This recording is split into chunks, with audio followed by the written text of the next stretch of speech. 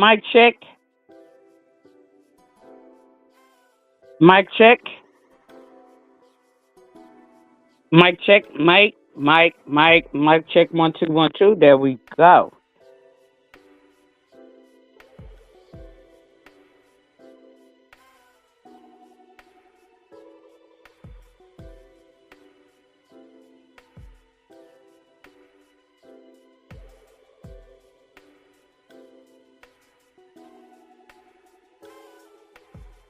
All right. Here we go. Here we go. Here we go. Here we go. All right. It is unapologetically QI entering the building again and to say that there has been a Manosphere Incel week beta male talking point going around. Everybody is running it, but they have not did their research to find out if it's true. I'm here to clear up that dynamics. Welfare did not take black men out of the homes.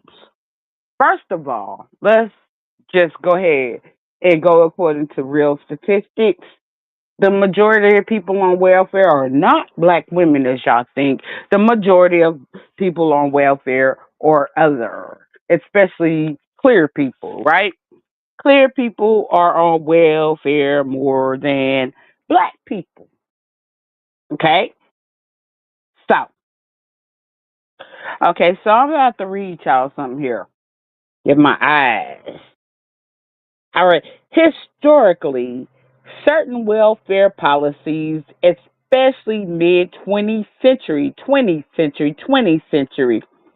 programs like AFDC, had rules that could penalize households if an adult male was officially living there. We're talking about Section 8, we're talking about the projects. So welfare was designed for single mothers and, like mothers and children, right? That's what it was not designed for. Mothers and children. No race, no race, no race, no race, no race. Mothers and children. So once again, historically certain welfare policies, especially mid-century programs like AFDC, had rules that could penalize households if an adult male was officially living there. You know why? Because black men or men in general, patriarchy, the patriarchal United States, men are the providers and the protectors. Men are the providers. Men are the protectors. Men are the providers and the protectors. So if you have a child by a said woman, you are to protect that woman and child. If you have a child by any woman, you are to protect and provide for that said woman and child. Point blank, period. Next. These were often called men in the house rules. In practice, some case workers denied benefits if they believed a man was present because they did what I can't even think of it right now. But they came around. They don't even do it as much these days. So like what we're talking about today with this welfare stuff is so old and so outdated, but they using it as an excuse. But anyway, back then when it first came about, they would do inspections and they were more current on their inspections. They don't even do inspections as current. That's why most projects and most Section 8 areas and most of them low income areas are bad because they don't do the inspections like they should be. Because if it was not for the violence and the men, because we're going to get to that, we're going to get to that too.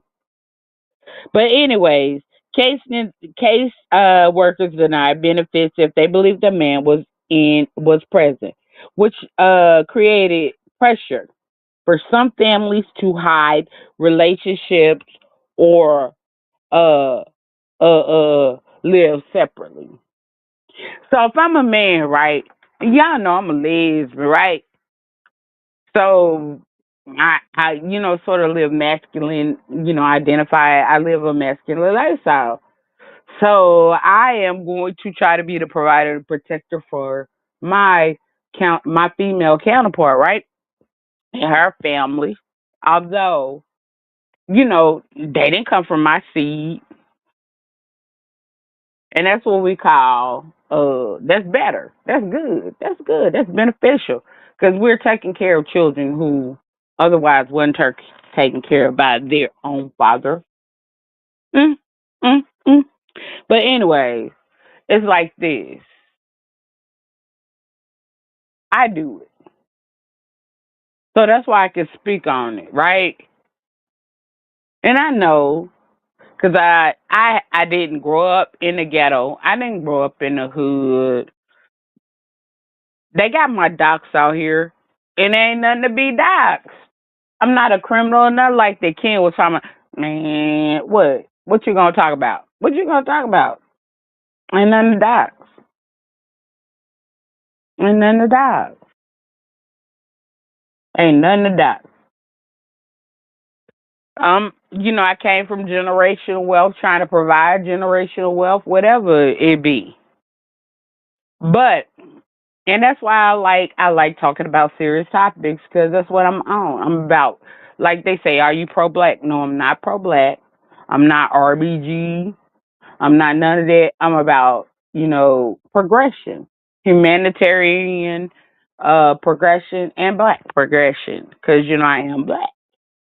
I'm a black American indigenous Chata Yazoo Indian, in fact, and that's to the specifics.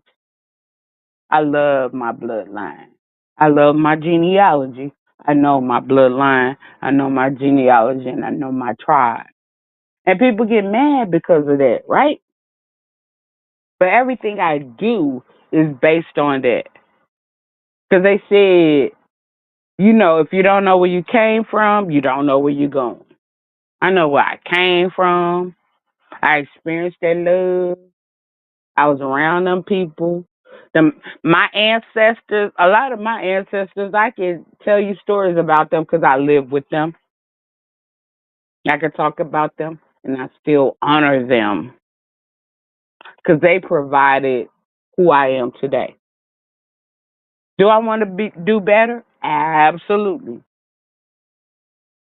So I don't like that toxicity, dysfunction, and stuff that most people run.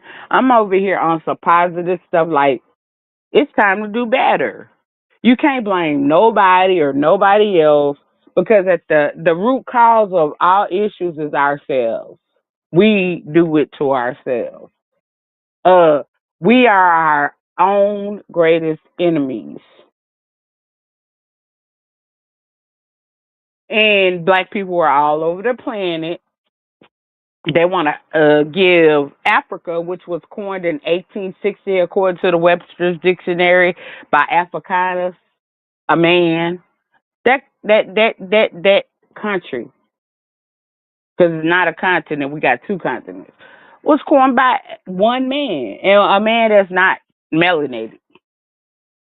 I'm just saying the hypocrisy of a lot of stuff.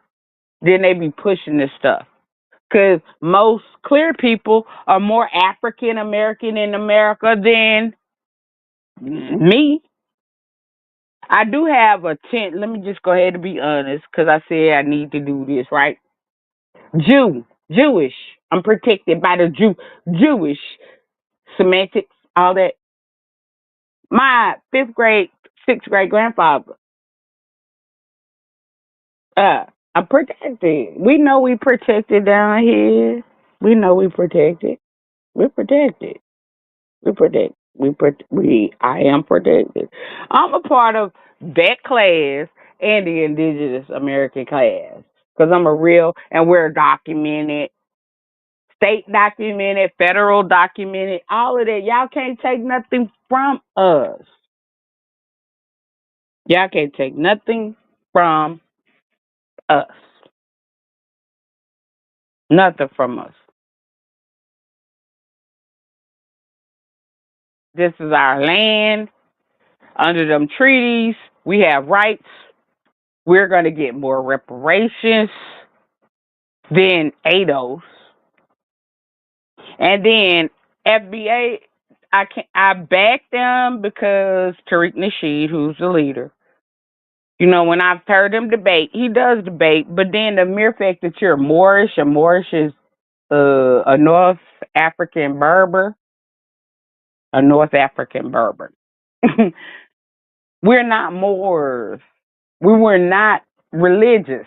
Religion, like whether you call it Africa or whether you call it America, Kemetic or Africa. Okay, so somebody coming in. Hold on. Whether you call it either one of those, we were spiritual.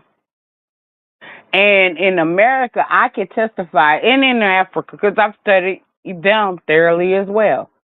It's about nature. Nature. It's about them trees and the fact that all the medicines and stuff come from them plants and them trees.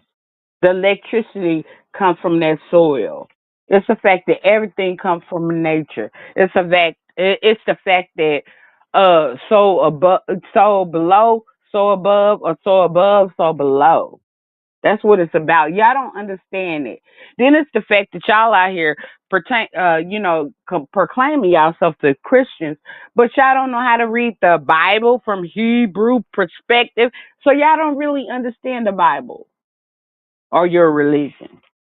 Then on the other side, I like Islam a lot more because they do get into the planets and the stars. They do get more to nature, to numerology. But at the same time, this it's an Abrahamic religion. It's part of what Elliot James says is the Greeks created patriarchy through religion. Elliot James, look her up on YouTube. Elliot James said that the Greeks created a religion, and that's how they push patriarchy through religion. Okay? And religion does not speak good about women in any aspect, but we all know that nobody would be here if it wasn't for a woman. If it wasn't for a woman, if we didn't come through the womb of a woman, who would be here? So why is that not enough to honor a woman? Why are we out here disrespecting women for having birth? Why are we out here disrespecting women for trying to hold it up on their own? Why are we out here disrespecting women because they're disrespected by these sorry ass, lazy ass men that don't want to provide and protect? My point. And when I look at women, it's women I care about. They know what I'm talking about right now. They know what I'm talking about. They fucked up. They fucked up. They were, and then the mere fact that a woman, the mother, tried to do the best for them, but they still are misogynistic and honor a man who fucked them up. Man, like how can any woman, you don't love yourself if you can't appreciate the struggles of the next woman. And that's all I got to say. But let's continue to welfare, taking black women out the home. But that's not the same as saying welfare programs were designed specifically to remove black men from the homes. Nope, we didn't tell y'all to eat the fruit snacks, the cakes, and all of the food that came from food stamps. You live in there because they got $30 rent. You know, because if you really cared and you really want to be in the home, or you really want to be a parent, or you would have provided the house because that was your job. But anyways, these rules apply to all low income families, not just black families through black communities were disappropriatedly affected because of existing poverty and discrimination. It was not, and that's what I have. Like I said, I'm not pro-black because it ain't no. At the end of the day, it's a elite issue, the rich issue, and then it's like a divide and conquer 48 laws of power issue where the rich and the poor are fighting against the next group of poor when we should be fighting against the rich because only the rich are winning, especially in war. We all know that when Republicans come in office, we're going to have a war because they get richer. The rich get richer. They don't want to tax the rich and they overtaxing the poor. Okay, what else? What else? Next. Many of those policies were challenged and struck down. For example, a 1968 Supreme Court case limited man in the house rules. So they struck that down in 19 TMO, Carcino, misunderstood, just Krista. That law was struck down in 1968 before the crack epidemic, before the 1980s crack epidemic. 1980s crack epidemic. So for my free thinkers, for my critical thinkers, I need y'all to pinpoint 1968 and then the 1980s crack epidemic. My for my people, my smart intellectual people. I'm only talking to my clan, my tribe. I'm not trying to just get our supporters. I want specific supporters over here. 1968 versus the 1980s crack epidemic. Let's talk about it. If you zoom out, family structure challenges in the black communities are influenced by multiple overlapping factors. For instance, job loss, uh, deindustrialization, especially from 1970s onward. Now, the other day, up there on in Misunderstood's panel, I was talking about segregation, how, black people did better in segregation. I wasn't saying we needed to go back to segregation. I was saying that black people did better in the segregation era, according to Carter G. Woodson, according to Carter G. Woodson and the miseducation of the black man or the black, the miseducation. All right, because it was the black man, but I'm just gonna say, hey, but you know, I came from that. Like that's what I teach. I've been teaching my family, and that's what has been pulling my family up is the fact that I've been telling them, like, when we owned businesses, laundromats, everything we flourished back in the days when we had no other choice but to be self sufficient. We had no other choice but to depend on each other. Then, when some of us got the mere opportunity to go out and to do something different, we went out there and we want to live in their communities, although you get discriminated in their communities and everything. Although, and then we didn't want to help come back home and home develop home, develop home, develop home, develop the family farming business, develop the family laundromat, develop the family corner store, develop the black family economics and business like Black Wall Street. Now, I hope I'm preaching today. I hope I'm preaching today. Mass incarcerations. Now, when the gang stuff first started, you'll hear She Duck and a lot of people first say, because our founders came from here, where I'm from, Mississippi, right? All of them, every last one of them, right? Because we warriors. They always talking about Mississippi, Mississippi, Mississippi.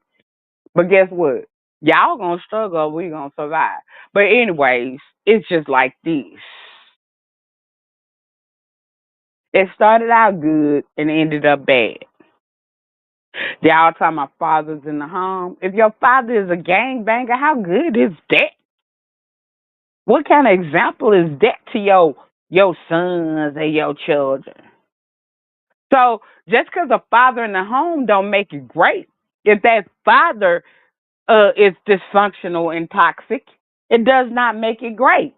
But the way they present it is just because that man is in the household, oh, well, he can regulate. They ain't never regulated shit. That's a big ass excuse. They've always taken taken a easy road. Now, people, Q, I hate the black. They love to say it, but they respect me too. No, I don't hate the black man. All I'm doing is I'm punching them in the chest and making them be man. Y'all coddle, y'all make them weak. We're supposed to be out here provide. How you making somebody who's supposed to provide and protect weak? How you stepping in front of somebody who's supposed to provide it and protect weak? Y'all coddling. Y'all making these niggas weak. They're like, well, I ain't gonna. When women degrade other women, you're devaluing women altogether. So let's do the math. We are self harming ourselves. My point. Housing segregation and economic equality.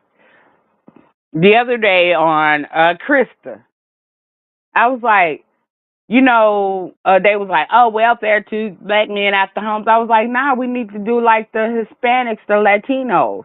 When they come over here, they live in one apartment complex, and I've lived amongst them doing that. They work, they save, and then until they can get to the next point. So they gradually build up, but they work together. Just like back in the day, black people used to do that. It used to be several generations in one home. But then we got selfish, Carter G. Woodson. We got selfish and shit stuff. We want to do better than the next family member. We want to be a peacock and spread like Jay Wilson. We want to spread our wings and stuff and act like we better than when you know. Ain't none of y'all motherfuckers better than nobody. Instead of working together to honestly build up to the next level. Because we can combat systematic oppression. We can combat a lot of it if we use the formulas of our ancestors, just like voting for Zorro.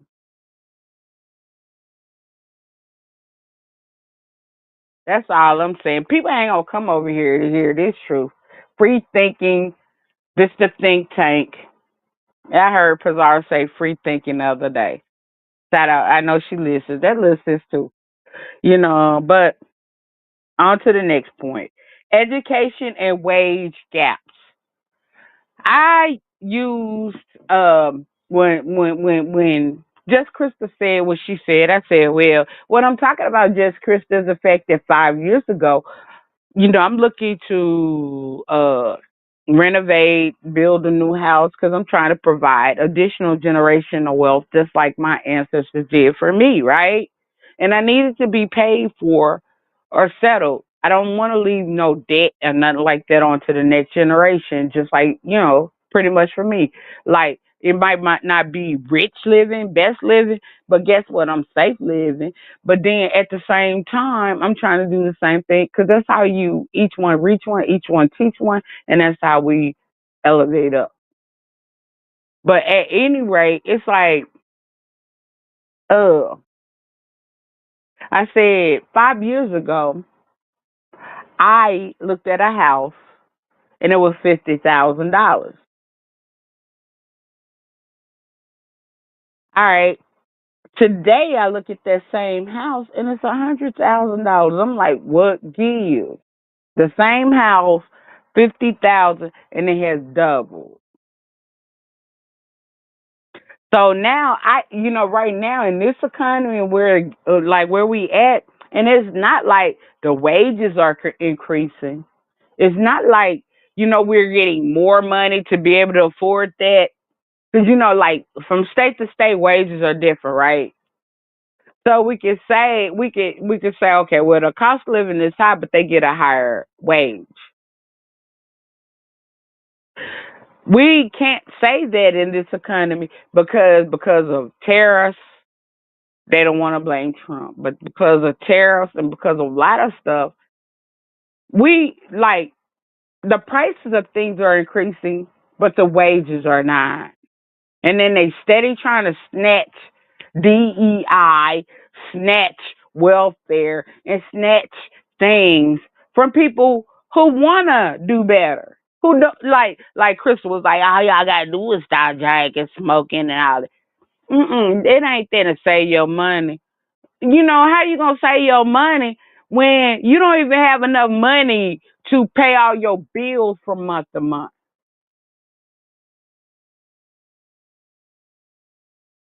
She was just going after Lady Nika and them in the trifecta. And I'm just like, why you want to do this right now? Because we on some serious topics, and that's part of the problem. Y'all so dramatic. Y'all always want to pay attention to this toxicity drama and stuff like that instead of looking at real issues and how we can help each other build without being crabs in the barrel, without acting like we. Because a lot of us didn't grow up on no plantations. Y'all want to be there. Y'all want to be there. That's your choice. But y'all not gonna like you mammies. Everybody ain't about that submitting to a man. I'm only gonna submit to the Most High, the universe, to what I call God. Then y'all out here like in waves, you little sorry asses. Y'all sorry. Y'all weak and it's sad. Trying to make people submit to y'all cult mentality because you weakened by some D or some men. I'm glad I'm not about that.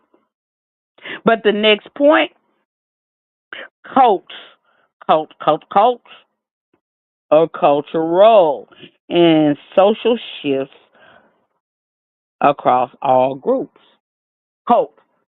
Because the propaganda, the indoctrination, the mind mentality, the programming, the messing with your mind because y'all don't research, y'all don't think for yourselves, y'all don't want to grow. So and then a lot of y'all feel more comfortable catering to a group. Black people do that, and that's our biggest issue. The cult, the crab in the barrel, the hate. Then you want to hate because, instead of looking at it like our ancestors did back in the days, each one teach one, each one help one, each one build up, we going to go. Y'all feel like y'all need to pull the next person down to feel like y'all are on top, Jay Wilson. But anyway. So, welfare policy is one piece of the bigger puzzle, but it is not the cause of men being taken. Men chose not to be in the home because if they want to be in the home, even if they had to rely on welfare for a minute, that man would have been outside of the home and saving up his money to provide a home for his family.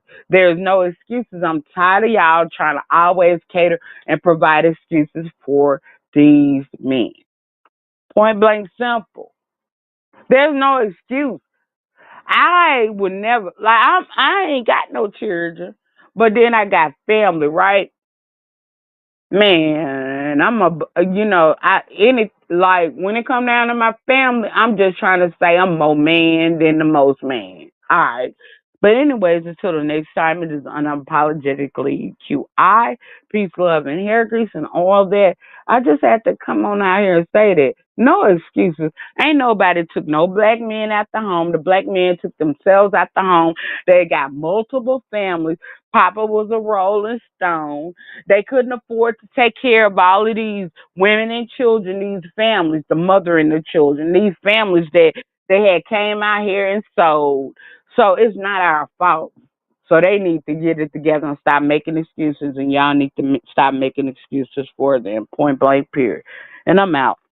It's QI. I'm exiting the building. Y'all like, subscribe, and share. My bad. Y'all like, subscribe, and share. Peace, love, hair grease, and all that. And I'm out. Peace.